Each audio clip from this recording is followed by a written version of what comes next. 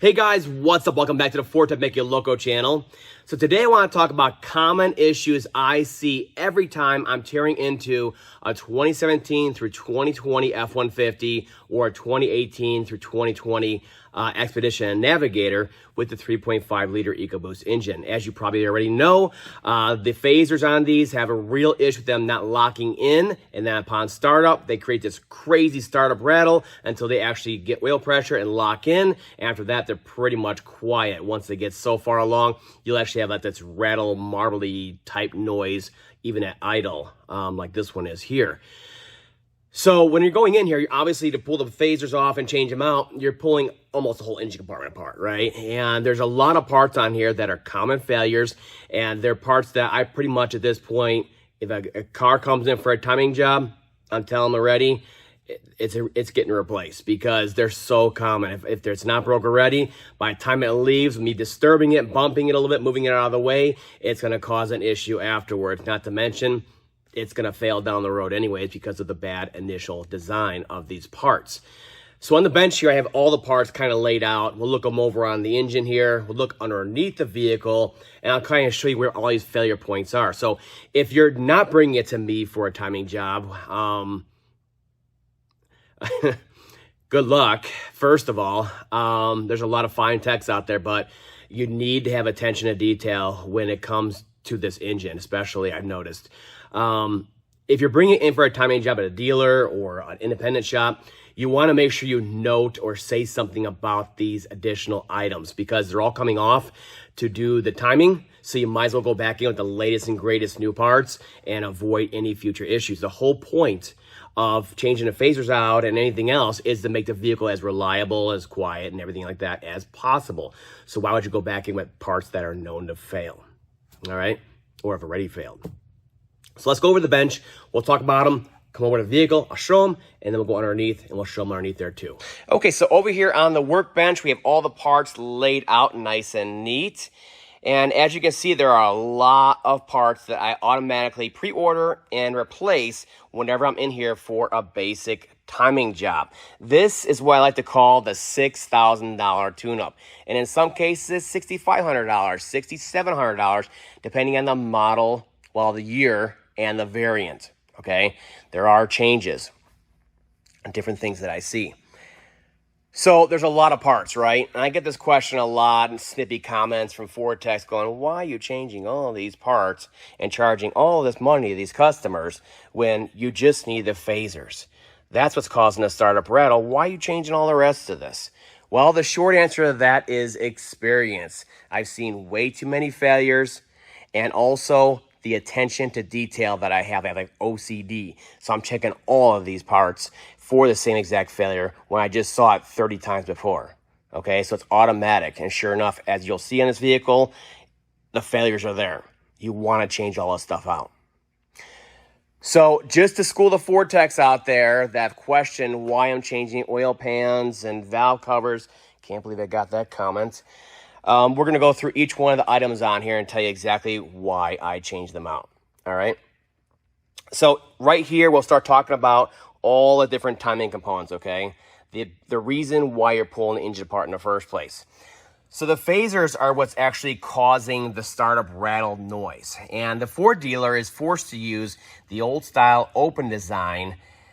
When they're going in, they're changing them under warranty. Some dealers do allow to use the enclosed design, as you see here, which is far superior in my eyes. So the problem with the open design is that they'll fail again 30, 40, 50,000 miles later, which is the case on this vehicle, about 55,000 miles ago. They got changed up by the dealer, all right? So this new style design is different, both the front, the back, and the inside, and it's used in the 21 and newer F-150s with the second-gen EcoBoost engine. So you want to use the new design. Interesting note on that for you Ford techs out there that have done so many of these in the past, and with the old style open design phasers. Well, in the old style design phasers, you probably already have the torque specs right in your mind. You go in there, you torque them down the road they go. With the new enclosed design, like you see here, the exhaust phaser has a new revised torque spec for the enclosed phasers on the exhaust side.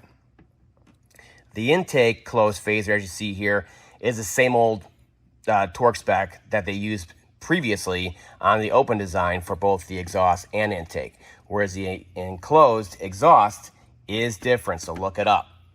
So of course we're changing those out, all 4 of them. We're changing out the bolts because they're one-time use, torque to yield. Same thing with the crank bolt, as you see here. And these are all front cover seals right here. Of course, you're going to change those out. Now the chains, they don't understand why I'm changing the chains when it's just the phaser issue. Well, think about it. This thing has 100,000 miles on it now, 110,000. And these phasers have been oscillating forever, beating on this little bicycle chain. It'd be ridiculous to not go ahead and change out the chain on there. See, the problem with the Ford dealers, when they do it under warranty, as per Ford's directive, they're only changing the phasers out with the old design, mind you, and they're replacing only necessary gaskets, seal it up, and down the road it goes. By the time I get to them, we're over 100,000 miles. So we're going to change out the chains, the tensioner arms, and the guides, because that phaser has been working on that chain, oscillating on startup, and sometimes when they're at idle, they're even oscillating, and they're making noise too. So it's working on that chain and the guides, so we're changing them out. Same thing with the tensioners on here. So that's why I change all that. Intake gaskets, that's pretty common and normal. You want to change those out. And these are also intake gaskets technically, but they bolt on the inside of the valve cover because the intake flows through the valve cover. Why, I don't know. So I changed those out. And then over here we have our high pressure pump gasket, O-ring, and the one-time use bolts, as you see there. That's the thermostat housing bypass gasket. Of course, you're going to change that. Now, the solenoids, generally they're not an issue, but I've had a few stick on me in the past. So whenever I'm going in here for a timing job, they're automatically getting replaced now because they are really cheap from Ford and they're super easy to change out. So why have an issue afterwards after spending all this money, right? Now, the high pressure line here, they question, why am I changing that? Well, this line technically is one-time use only. It's the form to fit design. And Ford kind of relaxed those standards when they were issuing all these TSBs and even customer satisfaction programs for this issue. So they said, if it's only been used once before and torqued down, you can basically reuse it. It's okay, just to save themselves money. Me personally, as a shop owner, I'm not going to reuse a line that could potentially fail on a high-pressure fuel system that's going to throw atomized fuel out to start on fire when it costs maybe $40 for this line. It's getting changed. That's, as a shop owner, as a liability concern. So that's why I change all of that out. Now, why are you changing all of these darn hoses out? These are expensive. They're all molded connection hoses, and they're very expensive. Yes, they are. But guess what? They all fail in different ways. All right? So the biggest issue with them is these crimps right here. See these crimps? So it's a plastic quick connect. Comes down to a nipple that's inside of here. The rubber hose slides over it, and then this metal clamp goes around it. A crimping die comes around at the factory, crimps it all the way around, and that is technically the hose clamp. So if this is not crimped down and intact and fully there, then guess what? We're going to start having seeps, leaks, and it could even blow off. This system runs at 21 PSI. I am not playing around. So I always change all these out because they're generally split. That's the problem with them. The hoses themselves are fine. Never had any problems with the molded connections. The darn metal part splits. And I'll show you on this vehicle. It has just about every one of them are split. But that's where the attention to detail comes in. You look at them, everything's fine, except for the coolant being empty. And they just bring everything to the side. They change the phasers out, and the next one, go down the road. Well, here's the last couple of vehicles that came in here with this engine. Here's a perfect example right here. You can see how they split like that, and they start seeping. What do you think is next? If it splits all the way up, and that's the only thing holding them together, it's going to blow off of there. And then you're stranded. If you look at it, just about every one of these has a split to it. I got a whole bunch of them here. Here's another one. Oh, let's see. Over here, that one. I don't see it on this one. Over here, here's another one. I think this one's split too. Yeah, there it is. So the problem with that is that it's not holding the rubber connection to the nipple as tight anymore. So you can see, I can spin it around. See how I'm spinning it? That's not tight anymore. And that's why it has coolant leak on out of it. See that? Round and around we go. For comparison, and I'll show you on this vehicle, they're all just about split on here. By comparison, let's try this one right here. You cannot get it to spin. It's nice and tight. That's the way it should be. So that's why I change those out. That gets missed a lot by the Ford techs out there that are slimming through a phaser job. Or anybody, actually. So the water pumps on these, they're way too common to fail. First and second gen, they're way too common to fail. When they leak big time. So guess what? Going back together, this mileage, it's getting a new one. We're not playing that game because these things are buried. All right? Valve covers, they're known to crack up in this area right here. And when they crack, they leak oil like crazy. You'll see it on this one here. So left-hand valve cover, if it's cracked, it gets replaced. And most of them are cracked. Thermostat housings. Now, thermostat housings, well, let's just say, customers are coming in for reliability. They want everything new and nice. And the problem with the thermostats in the second gen is they like to stick at least partially closed, if not fully closed, causing the fans to go on super high, even in mild conditions outside. So the thermostats are a known sticking item. No one's going to contest that. The problem is the thermostat, the O-ring, and then the O-ring back here, and then the gasket here. All those together are pretty close to the cost of a thermostat housing. And I've had a few thermostat housings leak at the split right here, at the seam. So it's all coming in there pre-built. It's one in there already. And all the gaskets are on there already. I just sell it for just above my cost, and they get everything nice and new and perfect going down the road. That's why I changed the thermostat housing. Caps, I always see them. The seals are flat on them. 21 PSI, it's getting a new cap. No question about it. So let's go over here to the oil pan. A lot of them don't understand why the oil pan's being replaced. Yeah, generally the oil pans, the one-piece aluminum oil pans, they do not leak at all, ever. Great design. The problem is the 17s and the early build 18s were designed with a two-piece design where it's a metal upper and a plastic lower, and they always leak. They get replaced, resealed, and they leak, and they leak, and they leak over and over again. So I'm one of the few shops in the country that's offering a conversion to a one-piece aluminum oil pan design. It's a Ford pan. It's used on the 11 through 24 F-150s with this engine in it. Same pan, okay? So it's a one-piece pan, still sealant up top here, but it's aluminum to aluminum. Nice sealant patch on there, bead on there, and guess what? They do not leak. Now, when you do that and you're converting it, you need to replace the pickup tube because it's the new one shorter to meet the new shallower pan.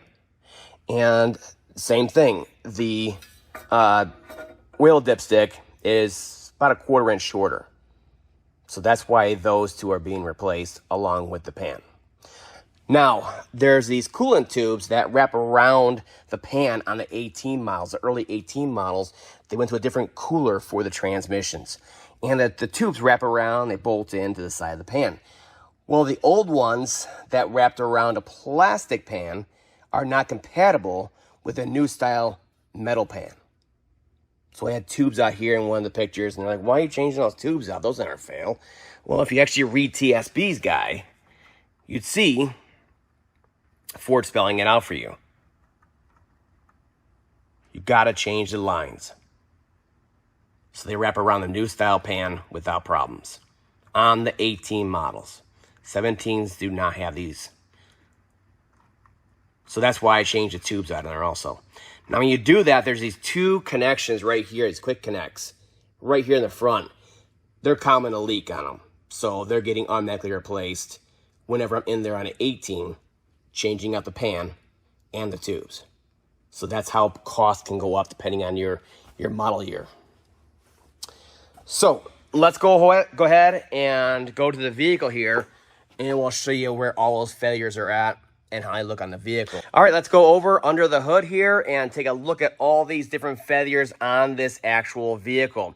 So it says 2017 F-150, 110,000 miles on it, and it came in with the phasers just rattling like crazy on startup. They're rattling when it's idling, and the coolant is just empty. It's at least a gallon low from all those different hoses that are split on here leaking, and even the water pump. The water pumps can leak intermittently. I've seen it before. Crazy stuff.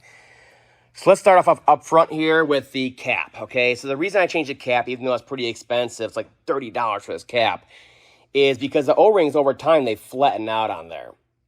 And you can see a nice new one here, a nice plush O-ring on there. For $30, we're spending all the rest of this money on here, making it reliable and fixing all these coolant leaks and stuff like that. I'm not going to have a coolant leak caused by the cap that I cheaped out on. So we automatically change that going back together.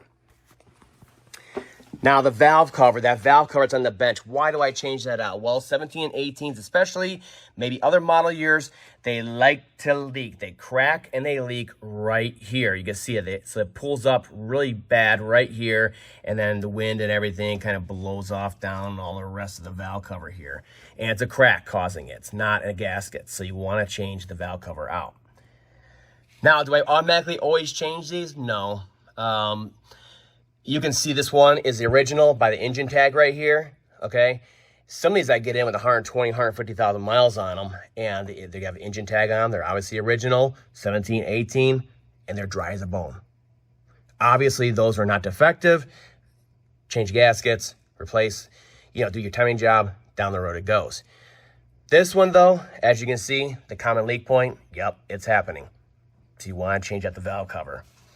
So the next thing I wanted to show you underneath the hood here, and I'll try to show you the best I can, is all the actual crimps that are split and leaking. We'll start off with this one right here, degas bottle hose. Now this hose is like $250. The other ones, they're maybe $110, $120. You can see how this stuff adds up real quick. So you look at the degas bottle hoses coming off of here, this exact crimp point on here. See that line going down, that split right there? It's split bad. You see it right there? Now that point, that exact crimp point on there is where I always see these darn things split on the degas bottle hose. So it's a really quick, really easy thing to check when you're in here, because they're gonna be split right there most of the time. Let's take a look at the other ones though. So back here, there's some heater hoses, okay? And I'll try to show you them. So this top one here is split right there. See it? That's a really good view of it, all right? And this is where the attention to detail comes in. Looks fine, right? Looks fine. If you look underneath here, hopefully you guys can see that. It's split in the bottom side, okay? And then there's a couple more quick connects right here. See them? There'll be either one or two depending on your model year and your configuration. And those also split. Let's see if I can get over here and show you guys. So this one, get you in, get you focused.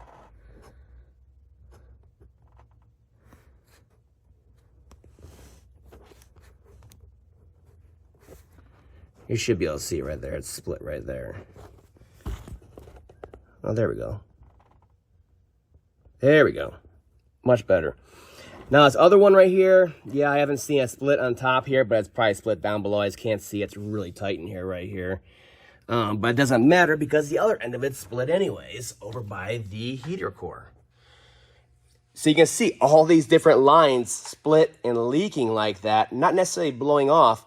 You're going to drop your coolant pretty quick, and you do not want to cook your engine. All right, so looking underneath the vehicle here, you can see that leaky two-piece oil pan design. These things, they leak over and over again, no matter how much you reseal them and try and get everything just right. So I get rid of that upper aluminum upper pan and then the plastic lower pan on here, and I put in that one piece of aluminum and make it right. One and done. Now looking over here at the front of the engine here, you can see, again, with some attention to detail, all the staining from the coolant leaking. You see it there? All the coolant leaking over time, causing all the staining as it comes down. So that's why we go in here and we change all those different coolant components out that are known to fail. You do not want to cook your engine. I can't say it enough. And looking underneath here, we can get a better view of that other line we couldn't see up top if it was split or not. And sure enough, look at that, it is split. So every crimped line on this vehicle is split.